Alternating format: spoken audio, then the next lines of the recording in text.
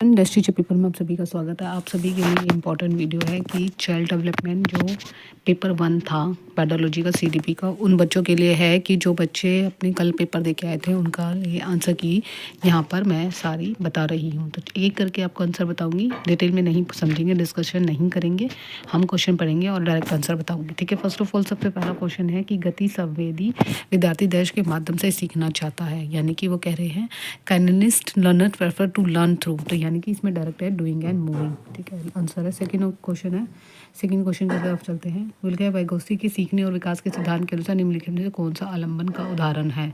जो आलम्बन का मतलब है कि छोटे छोटे टुकड़ों में बताया गया है, तो किसी भी कार्य को छोटे में तोड़ना आवश्यक अनुसार सहायता प्रदान करना। सेकंड ऑप्शन इज राइट है इसका।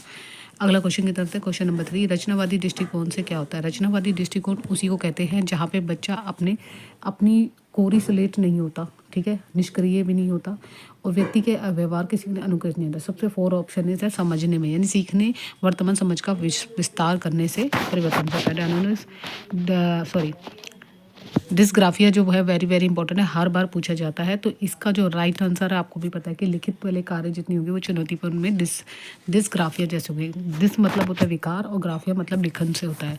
अगला क्वेश्चन है जंक्शन वाला क्वेश्चन पूछा, अभिकथन वाला है, जिसमें कह रहे हैं क्वेश्चन नंबर 5 है ये आपका।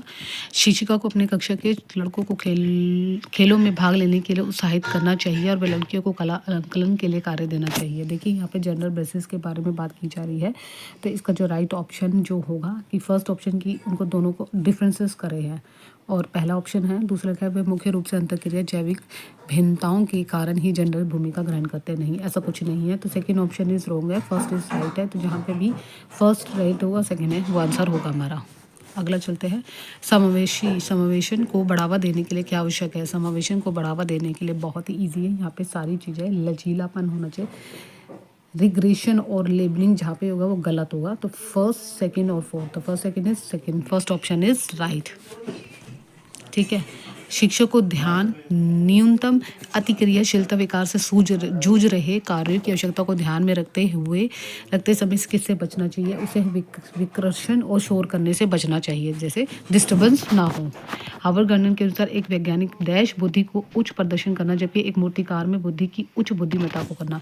तो यहाँ पर जो हमारा राइट ऑप्शन है, यहाँ पे राइट ऑप्शन जो हमारा है तार्किक गति, ठीक है, तार्किक गति है और दूसरा है गति संवेदी। ठीक है, दूसरा ये है। ठीक है, इसमें मैंने आंसर बता दिया आपको। अगला क्वेश्चन है 9 क्वेश्चन की तरफ चलते हैं। उन्होंने कहा है कि प्रभावी शिक्षक खुद को शिक्षार्थियों के दैनिक जीवन और उनकी सामाजिक संस्कृति पृष्ठभूमि से परिचित कराते हैं। राइट। सीखना एक सामाजिक संदर्भ है, तो दोनों ही व्याख्या सही है, तो फोर्थ ऑप्शन इज राइट। अगले क्वेश्चन की तरफ चलते हैं। पियाजे ने संज्ञानात्मक विकास का किसका वर्णन किया है। आपको भी पता है पियाजे ने हमारे जो दिए हैं 4 गुणात्मक रूप से भिन्न है। ठीक है, फोर्थ ऑप्शन इज राइट। अगले क्वेश्चन, पियाजे के संज्ञानात्मक विकास के संवेदी चालक अवस्था के 2 महत्वपूर्ण संज्ञानात्मक विकास के मील के पत्थर माने हैं। वो वेरी वेरी इंपॉर्टेंट, वस्तु स्थायित्व और स्थगित अनुसरण को। अगला है 12वें क्वेश्चन के लिए, निम्नलिखित में से कौन सा बाहरी अभिप्रेरणा का सही वर्णन करता है। बाहरी मतलब जो बाहरी रूप से होता है, तो अभिप्रेरणा जो वातरणीय परिणामों से आता है। ठीक है, इसका ऑप्शन है राइट सेकंड।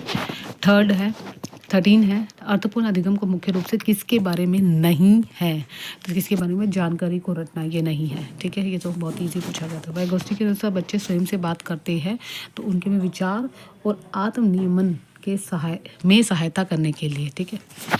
अगला है, निम्नलिखित में से कौन सा कथन समीप दूर अभिमुखी सिद्धांत का प्रतिपादित करता है। तो बच्चों को खड़े होने से बैठने की क्षमता का विकसित करता है, विकास बहुदिशात्मक करता है, अलग अलग संस्कृति में रहने के लिए हम शक्ल जोड़ रही है। ये तीनों ही ऑप्शन गलत है, फोर्थ ऑप्शन इज राइट है। मोतियों को धागे में परोने से छोटी छोटी मसल का उपयोग करता है, जिसमें गेंद को पकड़ने की क्षमता विकसित होती है। विकास के संदर्भ में एक सीमा जिसमें एक व्यक्ति विशिष्ट उत्प्रेरणाओं के प्रति परिवर्धित संवेदनशील लगता है, जिससे कि वह कुशल तरीके से कार्य करने के विशेष कौशल विकसित करे, तो डैश कहलाती है, वो कहलाती है चुनौतीपूर्ण अवधि। ठीक है, अगले क्वेश्चन की तरफ चलते हैं। क्वेश्चन नंबर 17, शिक्षक द्वारा प्रदान किए गए आलम्बन बच्चों को सीखने की प्रक्रिया में बाधा डालते हैं। लीव अगस्त ने प्रस्तावित किया है कि बच्चे स्वतंत्र रूप से पर्यावरण का कार्य करके और उसमें हेरफेर करके सीखते हैं। दोनों ही ऑप्शन गलत है, तो थर्ड ऑप्शन इज राइट। अगले क्वेश्चन है 18, चिल्ड्रन यानी बच्चे एक खाली स्लेट है। खाली स्लेट और कोरी स्लेट ये सबके नेगेटिव पॉइंट होते हैं। इसमें जो राइट ऑप्शन है हमारा क्वेश्चन नंबर 18 का जो है फोर्थ ऑप्शन इज राइट है कि वे सामाजिक संदर्भ में बहुत ही प्रभावित होते हैं जिसमें बड़े होते हैं। अगला क्वेश्चन है कोलबर्ग के नैतिक सिद्धांत के अनुसार किस चरण में नैतिक व्यवहार मुख्य रूप से मानसिकता पर निर्भर करता है। तो लोग मेरे बारे में क्या सोचते हैं, जो अगर आपने स्टेटमेंट थ्योरी पढ़ी होगी पूरी तो इसमें पारस्परिक आंसर है। अगला क्वेश्चन है जंक्शन वाला है, 5 से 6 वर्ष की कम उम्र को ठीक से और रेखाओं के भीतर लिखवाने के दबाव नहीं डालना चाहिए। अगला ऑप्शन कह रहे हैं कि बच्चे 5 से 6 साल के बाद गति कौशल का बेहतर बनाते हैं। तो इसका फोर्थ ऑप्शन इज राइट है कि ए और दोनों सही है और ए बी की व्याख्या बता रहा है। ठीक, 21 क्वेश्चन नंबर है, शिक्षकों को छात्रों से दूरी बनाए रखने के लिए अधिगम की प्राथमिक जिम्मेदारी उन्हीं पर डालनी चाहिए, क्योंकि अधिगम एक लोकतांत्रिक वातावरण के बजाय एक एकाधिकारवादी वातावरण में प्रभावी ढंग से प्रभावी होता है। तो इसका जो राइट ऑप्शन है 21 का इस थर्ड ऑप्शन इज राइट, दोनों ही गलत है। ठीक है, अगले क्वेश्चन की तरफ चलते हैं। 22, महारत उन्मुखी विद्यार्थी आमतौर पर सफल का श्रेय डैश को देते हैं और असफलता का। पहला option is third option is right है, योग्यता और कौशल और खराब किस्मत। सामाजिक संचार में चुनौती किसमें स्पष्ट होती है। तो इसका राइट ऑप्शन आपको पता ही है, स्वलीन कर्म विकार में। ठीक है, अगला क्वेश्चन है 24 क्वेश्चन, बच्चे अक्सर अपने आसपास की घटनाओं की अपनी व्याख्या लेकर आते हैं। बारिश क्यों होती है पूछने पर सिया कहती है कि भगवान अपने कंधों पर ही पानी की बाल्टी धो धोकर थक चुके हैं। ऐसी व्याख्या कौन करता है। संकेतिक कि बच्चा सांस्कृतिक परिवेश की अनुकूल सहज समझ सके जिसमें वे घटनाओं को समझने की कोशिश करें। पहला ऑप्शन इज राइट। 25 में जो राइट आंसर है वो मैं आपको सीधा बता देती हूँ। फोर्थ ऑप्शन है कि ऋषभ को गुड़िया के साथ खेलना देना चाहिए, क्योंकि दूसरों को कहना चाहिए कि वे अपनी पसंद को खेलते हुए खिलौने को चुन चुका है। इसमें थोड़ा सा मिसप्रिंट है, तो इसलिए इसका राइट ऑप्शन है। 26 का है कि अच्छी समस्या समाधान करता अपने बनने में विद्यार्थी की सहायता करने के लिए शिक्षक को निम्नलिखित किस प्रकार के प्रश्न पर बल देना चाहिए। तो इसमें जो है जो बहुत इम्पॉर्टेंट है इस क्वेश्चन का 26 का आंसर जो है मैं आपको बता दूं, फोर्थ ऑप्शन, बड़ी और जटिल समस्या को छोटी प्रबंधनीय समस्याओं से विभाजित करना।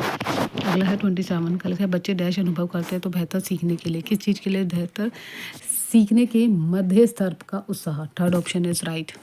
अगला है 28 का, लोएस कोलबर्ग के तर्क है नैतिक विकास के क्रमिक चरणों पर होता है। तो इसका ऑप्शन इज फोर्थ।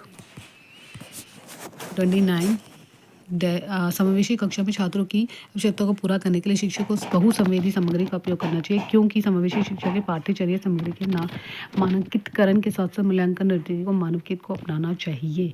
देखिए, मानवकित की समस्या में ये कहा, तो इसमें जो राइट ऑप्शन है 29 का सेकेंड, यानी ए सही है, बी गलत है, यानी कि आर गलत है।